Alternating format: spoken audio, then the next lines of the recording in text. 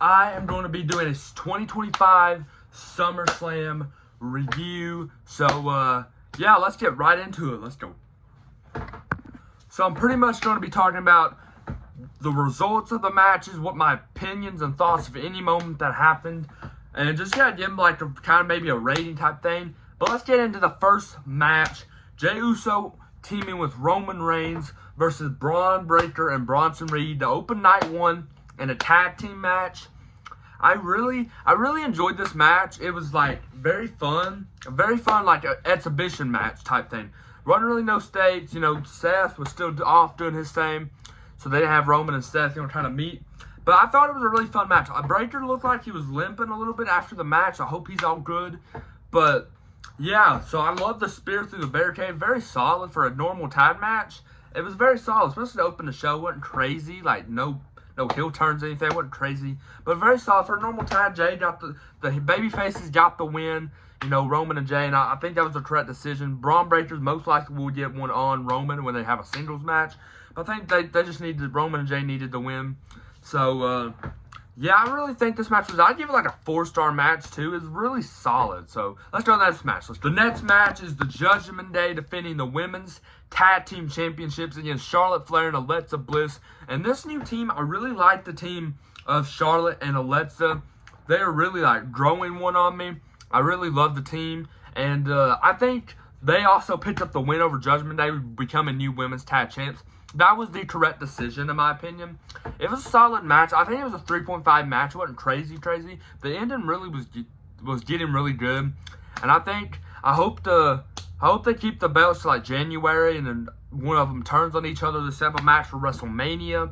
That's the hope. I don't know who could be the next challengers. Maybe B5 and Michin. I know they've been doing something. But overall, I think that was a correct decision. Really solid match as well.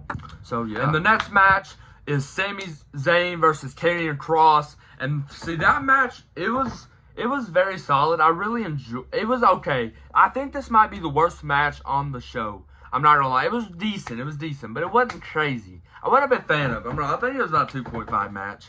2.5 star match. I really think it was. They did have the story like Sami going to turn heel. They teased it. I thought we was gonna get it, but we never got it. Which, I mean, it's okay. They're building up to a heel turn down the line. This is also building to WrestleMania 42, where I think Sami wins the World Championship. I don't know if it's going to be World Heavyweight, Undisputed. I don't know, but he needs to win one. He's overdue, and this is leading up to it, 100%. Probably the worst match on the show, in my opinion. But, I mean, Sami picked up the dub, so that was the correct decision. Kross hadn't even renewed his contract, so he might be on his way out of WWE. And, people wanted him, so they put him on the show. But Sami, I mean, you couldn't have Kross win if he's not going to resign. So, Sami was the obvious choice. It was okay. For what it was worth, it was okay. I was honestly hoping Priest and Aleister would get on the card over this match. I really love Sami. I want him to get on the card. I love Kross, but I just feel like that match probably would have been better on the show.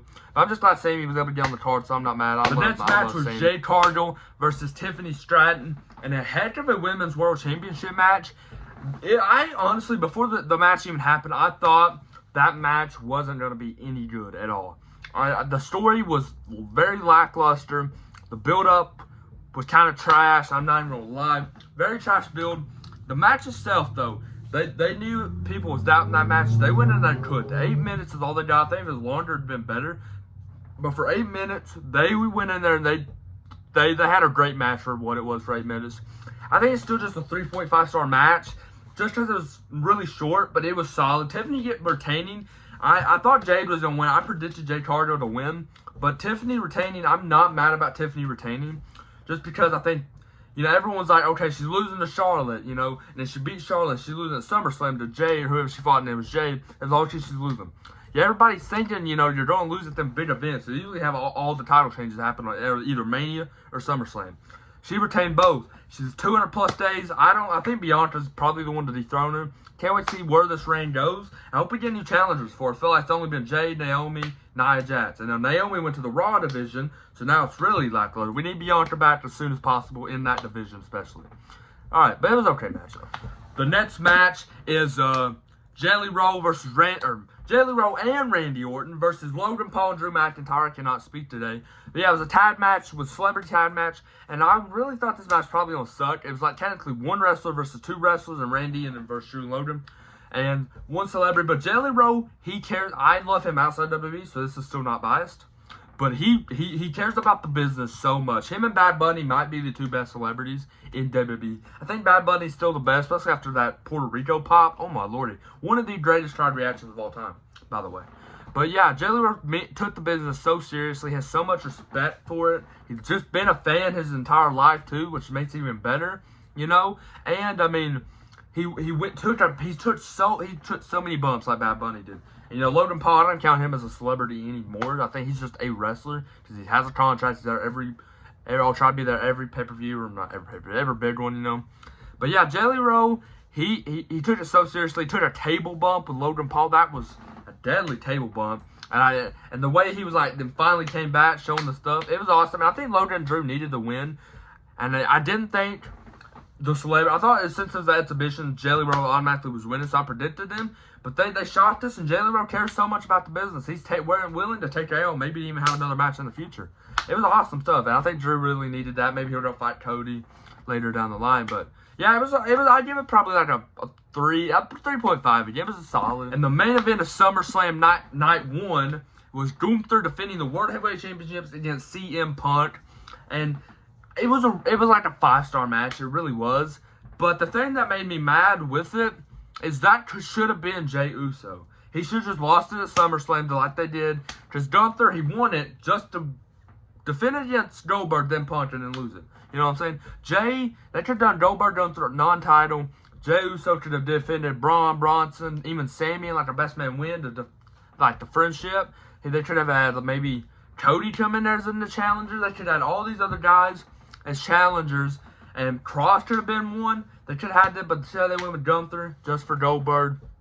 Makes no sense. But yeah, overall, the match was really awesome. The Gunther bleeding just made the story so much better. And like Gunther just couldn't, or Punk couldn't keep up with Gunther. And then finally Punk got him to bleed and took advantage. He won it. It was awesome storytelling in ring-wise. Punk getting that moment, winning the World Heavyweight Championship just for the burn it down to hit after the match. My boy Seth Rollins cashed in on CM Punk, saying if he has breath in his lungs, he will not let CM Punk win that world title. And it was awesome. Awesome like story, awesome fate. We all got worked. I got worked. And so yeah, Seth cashing in, taking it from Punk, and is the new World Heavyweight Champion. Love that ending. Seth Rollins deserved the World Heavyweight Championship. He is awesome. I love the fake out. It was just an awesome show. Night 1 was really an awesome show. I give Gunther and Punk 5 stars, though. But yeah, Night 1 was an awesome show. But let's talk about Night 2 now. And on the opening of Night 2 was the Triple Threat Women's match, which was Rhea Ripley, Io Sky, Naomi. They was the Triple Threat for the Women's World Heavyweight Championship, or whatever it's called. So yeah, it was a really solid match. All of them was like, they were cooking. Especially after the main event of Evolution. That was such a good match. And they really said we're gonna have another good match. It's awesome. I loved how Rhea took the pin. She felt like she hadn't been pinned that much recently. So Rhea took the pin, and it was off of roll-ups. So, you know, heel wide, doing some heel stuff with Naomi. I really love the Naomi's reign so far. I think Stephanie Vaquer is the next opponent at Clash in Paris. So that's gonna be a fun match. I can't wait for that. And yeah, but overall, I give this match like 4.5 stars. It was a really solid match. I loved every spot. I loved the moonsault, and yeah, I loved the moonsault before Naomi took advantage. I thought that's how they were gonna end it, but no. The Io was doing her emote after she hit the moonsault instead of trying to pin her, and then Naomi tried to take advantage. It was crazy. Io should just pin. But yeah, overall solid match. Naomi was the correct decision. She did not need to lose it so fast. So yeah, I love it. The next match on the card was the TLC match with DIY, the Profits, Motor City, the Wyatts, Andrade and Rey Fenix, and Fraxium. That is, honestly, that's like my top 3 matches of the year. That match was so good. The Candice LeRae spot, to the DIY double table spot, to all of them going through tables, where I think Loomis put someone through a table. They done the Axiom Spanish Fly through a table. Gacy, I think, went to a table. it was an incredible match. I think they had like 12 tables used or something. It was insane. That match is my match of the year. So good. 5 stars, 100%. Wyatt's was the correct decision. I didn't want them to lose so soon. And even, the only other one I would have wanted to win was Frat Team. That's what I predicted. I thought they were going to have Wyatt's lose. But Wyatt's retaining. That is an awesome decision. And that was such a good match. Everything about that was what they call cinema. That was cinema. I'm just telling you, that was cinema. Love that TLC match. That's the best match on the card this whole weekend, in my opinion. Let me know if y'all agree on these matches and decisions. Let me know. But yeah, that was such a good match. The next match was Becky Lynch versus Lyra Valkyria for the Women's Intercontinental Championship. It was a really good match too. I think it was 4.5. They cooked. Becky and Lyra has been cooking with this story. Probably the story I'm most invested in was this story from the last few months.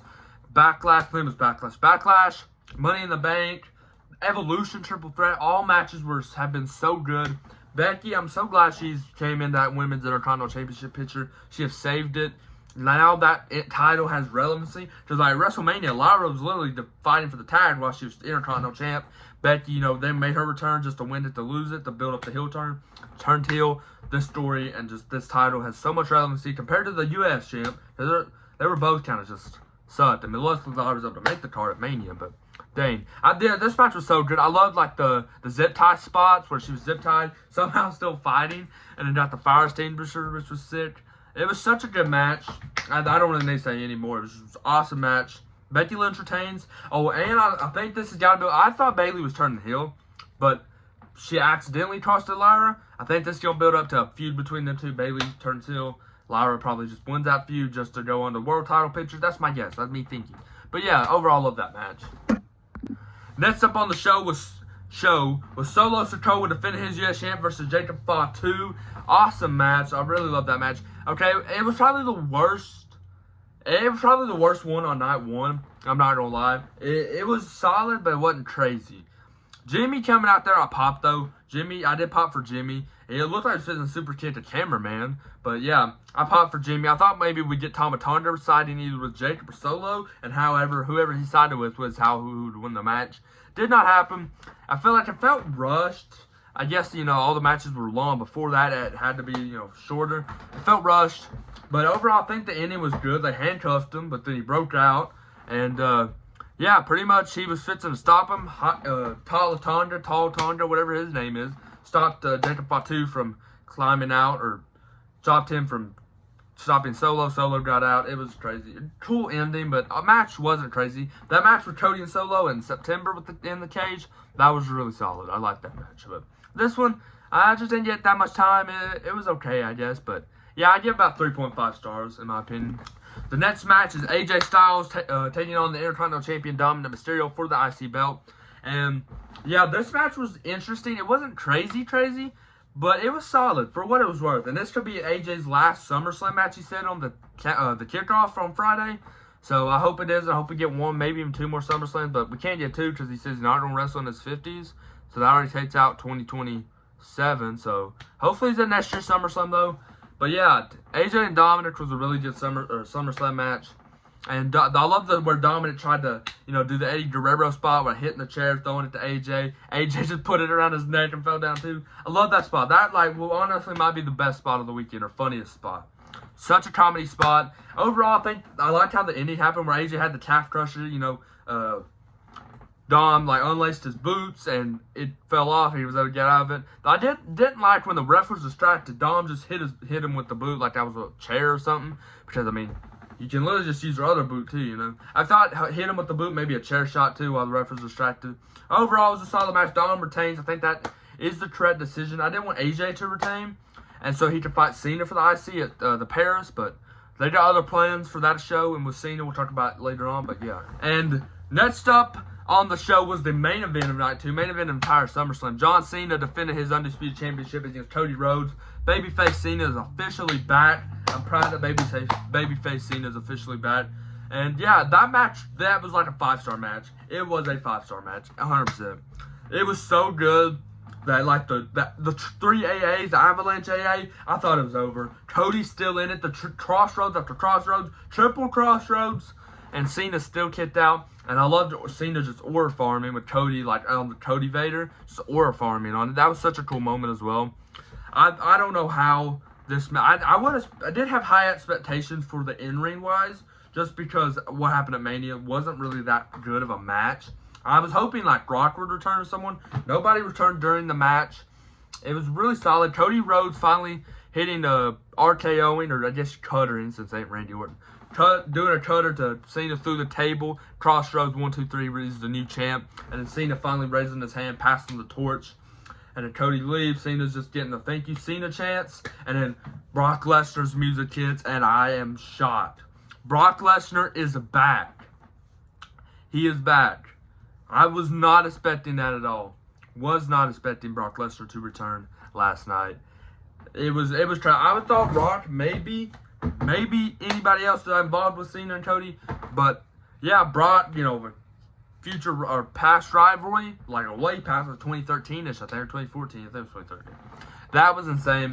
So Brock Lesnar, came out there, circle ring, done his entrance, F5 Cena, left, and the world is shocked. I've never been a crazy Brock Lesnar fan, still not a huge fan, but I was not expecting his return. Everybody's like, oh, Brock Lesnar returning this show. I've never believed it. I was like, oh, I doubt it. I never thought he returned till the future, and he returned at this show. So, Cena and Brock, that might be interesting to see where they go. I've never been a big fan of Brock. I remember when he was fighting Roman at Crown Jewel and Mania 38, and even SummerSlam, too. I was like, oh, they're going to have Brock win this. But luckily, Roman was able to retain, because I love Roman. And, I did start to become a fan of Brock when he was the Cowboy Brock in 21 and 22. He really was getting my attention like a fan. I really loved the character, the Cowboy, Pit Farmer Cowboy Brock, but I didn't want him to beat Roman by no means. Luckily, he didn't end the reign. It was Cody, which awesome match that happened. My favorite match of all time, which I got to see in person. But yeah, so Brock is back, and I hope he has a feud with Gunther, Breaker, and Cena. And that's all really things I care about him. Maybe we get a punt Roman and Brock match with Paul Heyman on a pole or something. I'm just playing. But make sure to subscribe. Let me know your thoughts on SummerSlam. And I'm Dopey Gamer. And deuces. Ooses.